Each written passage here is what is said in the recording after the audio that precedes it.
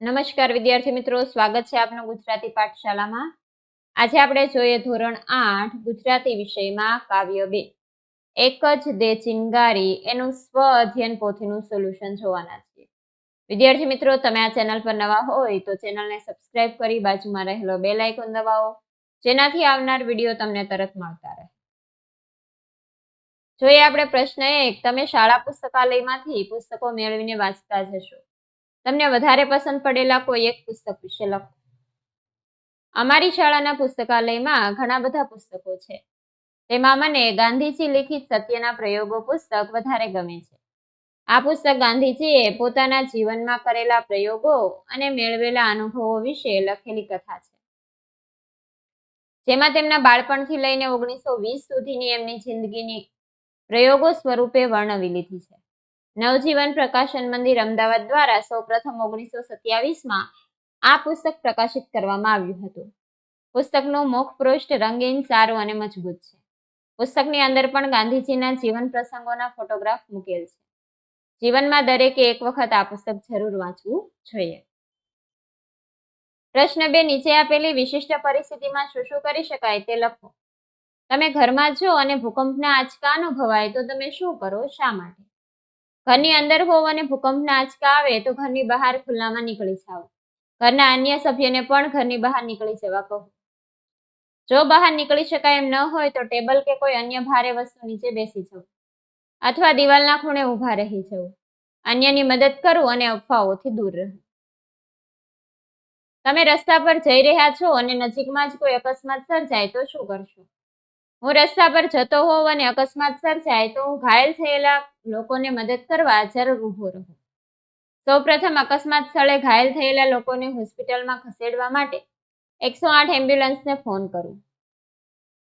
ત્યારબાદ ઘાયલ થયેલા લોકોના સગા સંબંધીને જાણ કરવા પ્રયાસ કરું. તેમનો કિંમતી સામાન હોય તો તે પણ હું તેમના ઓળખીતાને પહોંચાડવા પ્રયત્ન કરીશ. આમ મારાથી શક્ય હોય તેવા તમામ પ્રયાસો કરી અકસ્માતનો ભોગ બનેલ લોકોને મદદ કરવા પ્રયાસ કરું.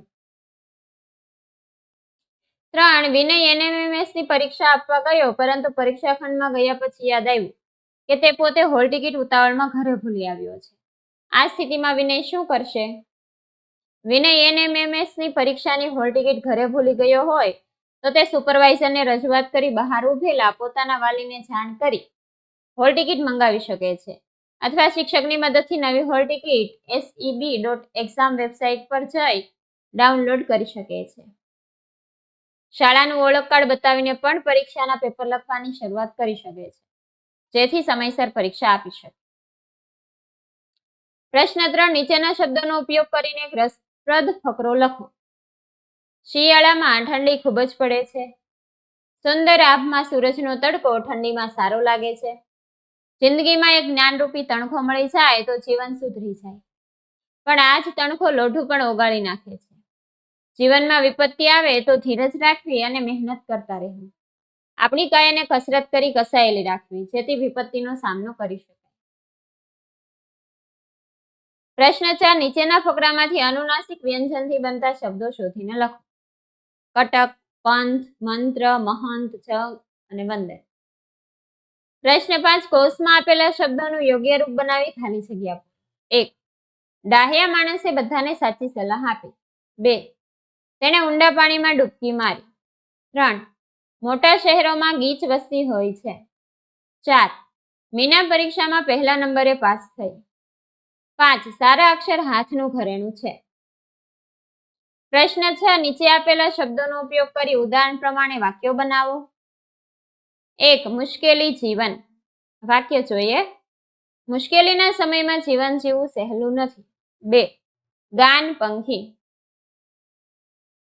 પક્ષીઓ ગાન કરતા ઉડી રહ્યા હતા. 3. અગ્નિ મનુષ્ય. અગ્નિની શોધ મનુષ્યના જીવનની ક્રાંતિકારી શોધ છે. તણખો મકાન. આગનો તણખો પડવાથી મકાન સળગી ઉઠ્યું. ધીરજ સફળ. ધીરજ રાખી કાર્ય કરવાથી સફળ થવાય છે. પ્રશ્ન 7. નીચેના વાક્યોમાંના રેખાંકિત શબ્દોને સ્થાને કૌંસમાં આપેલા શબ્દોનો ઉપયોગ કરીને અર્થ જાળવીને ફરીથી લખો. મનોજ વહેલો પહોંચ્યો. મનોજ મોડો ન પહોંચ્યો. તે સત્ય બોલ્યો. તે અસત્ય બોલ્યો. શેઠ ઉદાર હતા, શેઠ કંજૂસ ન હતા. ઓરડામાં અજવાળું હતું, ઓરડામાં અંધારું ન હતું. પછી પ્રશ્ન 8 છે, એક જ દે ચિનગારી છે એવું અન્ય એક પ્રાર્થના ગીત લખો. અહીં આપેલું છે મંગલ મંદિર ખોલો દયામય, મંગલ મંદિર ખોલો. આના સિવાય તમે બીજી પણ પ્રાર્થના લખી શકો છો.